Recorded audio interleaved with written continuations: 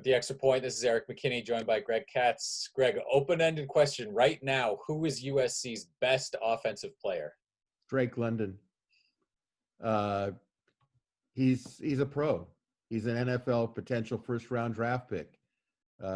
Big, fast, strong, determined. It's all there. He's better than Michael Pittman. And that's not a disgrace to Michael Pittman. But Drake London is an athletic freak. And you know that because he's an outstanding basketball player. Now, he is, right now, based on your question, the most dangerous player on SC's team. But he's nothing if Kedon Slovis can't throw him the ball. So in order for Drake London to be the best player, somebody has to assist in him being at that level, and that would be Kedon Slovis. Some people say that Slovis didn't have a good game.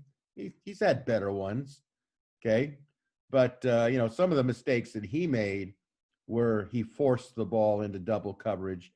He was trying to make things happen. I don't think he'll do that in the future. But as long as Drake London stays vertical and as long as Kedon Slovis stays healthy, I think that's the best passing combination there is in the Pac-12, and certainly one of the better ones in the United States of America. Two true sophomores. I mean, that's what USC is working with. I absolutely agree with you about Drake London. This is 6 games in a row now for him with a touchdown catch, and who knows when that streak stops, because he and Kedon Slovis absolutely have that connection going. And I think that even in a shortened season, Drake London is going to put up some absolutely outstanding numbers.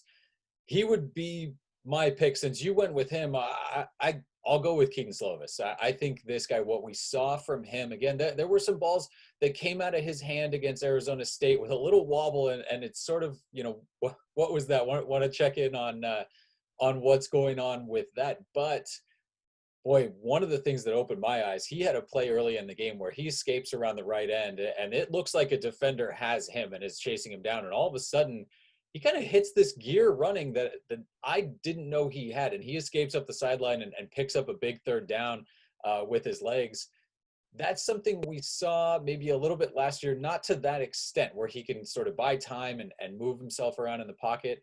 But if he's sort of added that game, that aspect of his game where he can pick up big chunks and he can get outside and he can move a little bit, that makes him even more dangerous. I just love the confidence that he plays with. He threw a ball, I believe, to Jude Wolfe that got intercepted. And it was very similar, different side of the formation, but very similar to the ball that he threw to Drake London to win the game.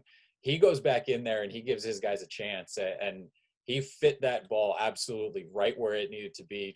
A good catch from Drake London, but a beautiful throw. I don't think there are many things that Kedon Slovis can't do as a quarterback. And certainly in that game where you're talking about him and Jaden Daniels maybe being 1-2, I don't think he left any doubt that he is the best quarterback in the Pac-12. And whenever you're the best quarterback in the Pac-12, you can talk about being one of the best quarterbacks in the country. And I think that's what USC has with Kedon Slovis right now. Again, I think Drake London, like you mentioned, I think he can put up stats with anybody. I think that having Kedon Slovis as his quarterback makes it a little bit easier for put him up. So I'll go with Kedon Slovis. You know what? If you had taken Kedon, I would have gone with Drake London too. So I think right now what you're talking about, that 1-2 pitch and catch combination is probably as good as any offensive weapon there is in the Pac-12 this season. It's going to be fun to watch them for the rest of the year and the rest of their USC careers.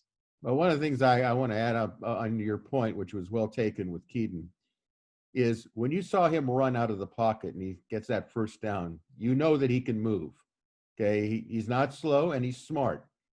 But one of the things I noticed because of that, and some others in the past, is that they would be best served if they would have a little bit of a rolling pocket with him. I think when he stands straight in the pocket, like Carson Palmer might do it, some guys take a hit and they shake it off. He seems to be the type of physical body that when he gets hit, it's like an accordion going down. His body is not geared to take a big hit, either helmet-wise or hip-wise. He doesn't seem to fall in a way that he's going to protect himself. So one of the ways I think they could protect him is to have him roll out a little bit and then set rather than just stand there.